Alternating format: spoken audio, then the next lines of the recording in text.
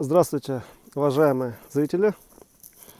Сегодня 18 марта 2018 года, день выборов президента Российской Федерации. Завтра мой день рождения.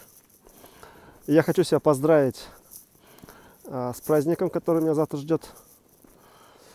А вот поздравить будущего президента Российской Федерации я не могу. Как говорят, я бы ему не позавидовал. Это видео я хочу посвятить именно данному событию. И хочу попунктно, а именно три пункта, в общем, рассказать вам свое понимание некоторых моментов и донести до вас определенные свои мысли. Первое. Давайте не первое, давайте вначале вступление такое небольшое. Значит, вторым будет Грудинин. Грудинин будет вторым, это как бы факт. Первое место, победив в первом туре, займет человек с фамилией с 5 букв.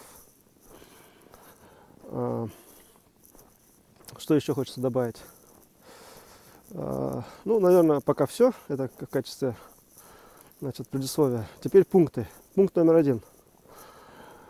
Победивший, кандидат с фамилией с 5 букв, он находится в состоянии, он уже находится в состоянии одновременного и цейтнота, и цугцванга. Что это значит?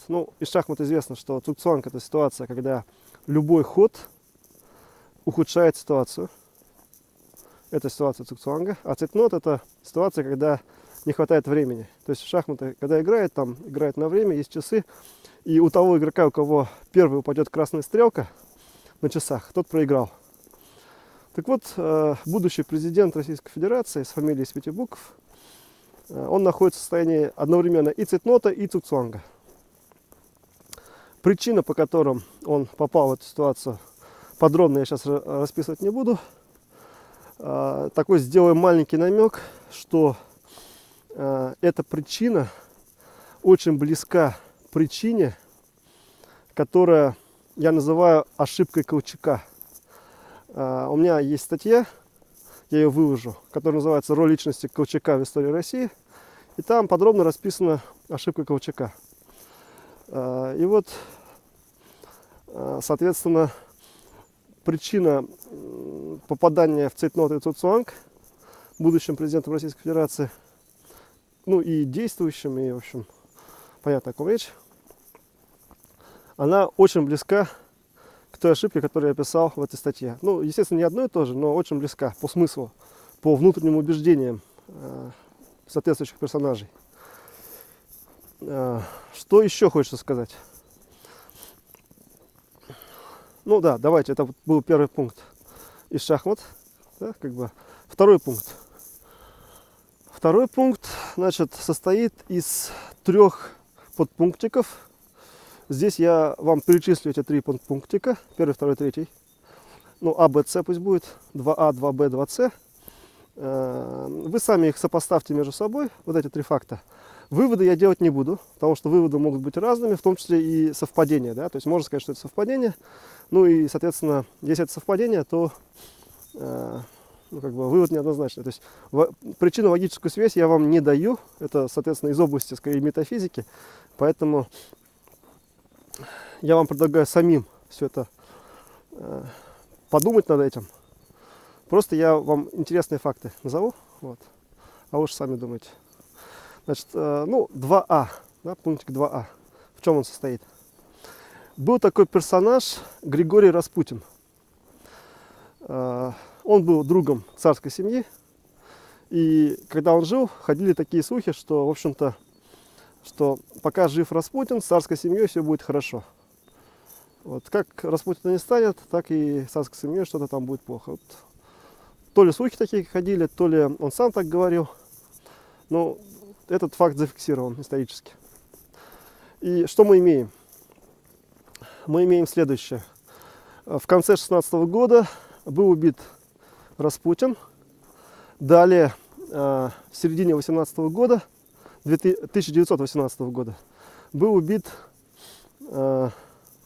была убита царская семья, то есть Романов, Николай II, жена, дети и так далее, в общем. И после убийства монарха монархия прекратила свое существование. Понятное дело, что Российская империя была монархией, и можно сказать, что вот Российская империя прекратила свое существование как государство после убийства монарха. Ну, там уже можно потом рассказывать там про советы, там про историю, там вот это все красное и белое, гражданская война. В общем, сейчас не про это речь, да, то есть, по крайней мере, точно монархия прекратила свое существование через 1,5 года после убийства Распутина. В общем, это факт. И был такой как бы момент, что говорили, что вот пока Распутин жив, с царской семьей все будет хорошо. Вот такой момент. И здесь нужно понимать, что убийство царской семьи — это не просто убийство царя. Он еще представляет из себя монарха. То есть нет монарха, нет монархии. Это важный момент. Да? То есть как бы государство было монархией, и, соответственно, если нет монарха, то это не просто какое-то частное лицо, там, да, Романов Николай II. Это монарх. Соответственно, если нет монарха и нет его детей, там, родственников ближайших, то нет уже и монархии. Как бы вот это вот важное понимание должно быть. Ну и аналогия с Распутиным, как бы, да. Второй момент, который хочется, пункт 2б, на который хочется обратить внимание, он связан с тем, что ну, фамилия, да, как бы.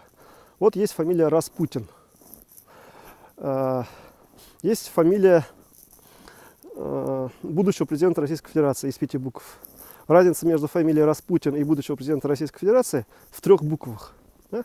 Даже такая шутка ходит. Распутин, 2 Путин.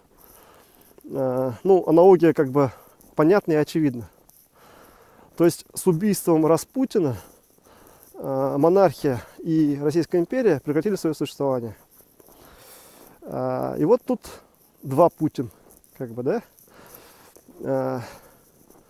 То есть вот схожесть определенной фамилией. Третий момент, то есть пункт 2c, на который хочется обратить внимание, это вот то, что рассказывает кремлевская пропаганда. То есть в кремлевской пропаганде можно встретить такие элементы, как нет Путина, нет России. То есть они вот именно это достаточно часто произносили. И вы можете это увидеть на YouTube. Такая мысль, она доносилась. Мысль прямо была такой: нет Путина, нет России. Да? То есть вот Путин обеспечивает стабильность. Благодаря Путину там есть единство страны. В общем, ну и как бы все хорошо и так далее. Вот сами подумайте. Любой человек является смертным. Ну и человек с фамилией из 5 букв тоже не исключение. То есть есть какие-то люди, которые шутку называют кого-то там Кощеем Бессмертным.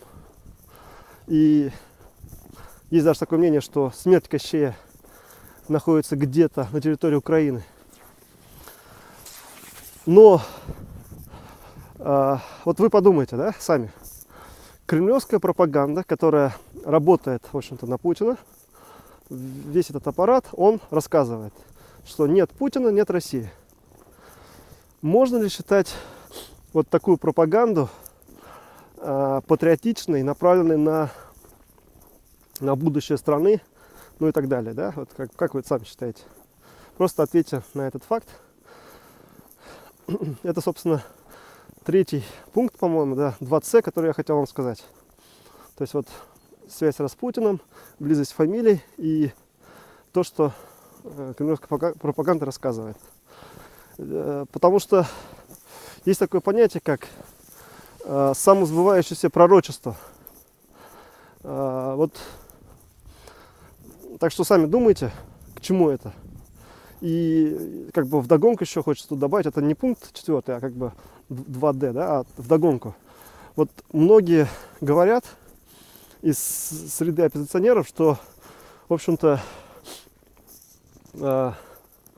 есть определенные страхи у определенных лиц. И из психоаналитики известно, что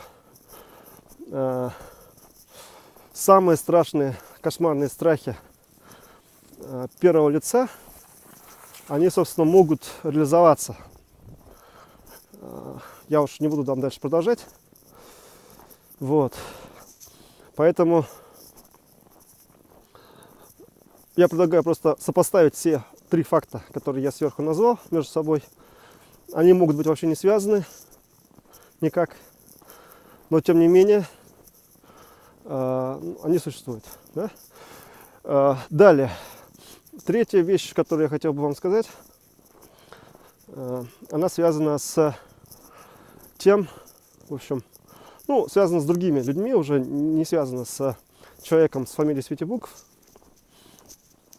Они связаны, например, с тем, что вторым будет Грудинин. Это я в этом уже абсолютно уверен. И у нас будет ситуация, когда внутри России следующие несколько лет угрозу человека с фамилией из 5 букв, политическую угрозу имеется в виду, будет представлять только два человека. Грудинин и Навальный. Навальный и Грудинин. Больше никто. Все. Да, то есть остальные это уже как бы, ну, не то, что подтанцовка. То есть есть два человека, которые реально представляют для будущего президента Российской Федерации определенную политическую угрозу. Это Навальный и это Грудинин. Вот это для меня сейчас уже очевидно. Ну, я могу ошибаться, я сейчас высказываю свое мнение. И исходя из этого факта, вытекает куча разных моментов. Во-первых, как эти люди будут между собой взаимодействовать. Потому что, ну, тут сразу приходит на ум, что вот 6 лет Путин отсидит. Я не могу сказать, что он отсидит, как бы 6 лет там попытается потом преемник поставить, либо не попытается, либо там какая-то форма революции произойдет, еще что-то. То есть я это не прогнозирую, тут сложно сказать, да, то есть сказать это сложно. Будет ли это в течение 6 лет, либо позже, либо до, либо там какие-то варианты, которые у Навального с тем, что под определенную, значит, неприкосновенность там он уйдет и так далее. То есть я вот это вообще не комментирую, тут прогнозировать сложно.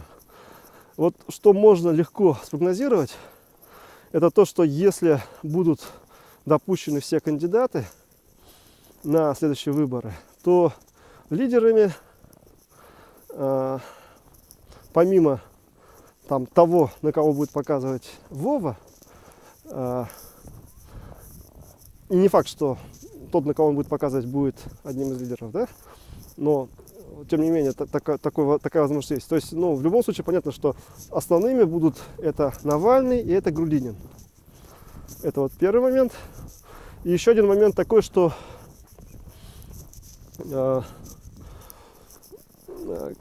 скажем так, как они объединятся? Могут ли они объединиться? Здесь есть определенные проблемы с объединением Навального и Грудинина. Дело в том, что в вопросе, например, раскулачивания путинского олигархата они спокойно могут объединиться. Да? То есть они здесь могут выступить единым фронтом. И, в общем, здесь как бы консенсус у них прийти к консенсусу достаточно легко и просто. А вот в вопросах таких, как, скажем, взаимоотношения с западными странами, там, памятники Сталину, ну и так далее, то здесь им будет намного сложнее объединяться уже по таким идеологическим противоречиям, которые у них есть. Потому что, ну ладно, я дальше не буду там все это комментировать. В общем, то, что я хотел сказать, вот последним пунктом, да, это тот факт, что мы реально сейчас имеем двух альтернативных действующей власти политиков, И только эти два политика представляют какую-то опасность действующей власти. Это Навальный и это Грудинин. Больше никаких других политиков нет. То есть, да, остальные не опасны. То есть есть два человека, которые опасны, могут представлять опасность. Вот, и, в общем, я их назвал. Вот. Это видео я снял. Я даже сейчас не знаю, как сказать, с какой целью. Ну, снял так, мне просто интересно, значит, что-то там попробовать спрогнозировать, что-то рассказать, как-то поделиться своими мыслями. На самом деле я много думал о том, о чем я сейчас сказал. Многих вещей я не сказал. Я считаю, что государство идет в неправильном направлении, под чутким руководством действующего и будущего президента. Были какие-то моменты положительные с его стороны, но последние годы все идет в неправильном направлении. Причем под последними годами я понимаю в общем, ситуацию с достаточно давнего времени. То есть с достаточно давнего времени все идет абсолютно неправильно и не так, как должно идти в нормальном демократическом обществе. Вот такое мое мнение. Вот. То есть речь не идет там про 2, 3, 4 последних года. Речь идет про период гораздо более далекий. И концептуально, идеологически действующий президент совершил соответствующие ошибки, которые вот привели его к цугцвангу и цейтноту, которые я писал в первом пункте. А причины этого, они очень схожи с теми причинами, которые были у Колчака. И они описаны в моей статье, которую я также называл. На этом все. Удачи вам. Всего хорошего. До свидания.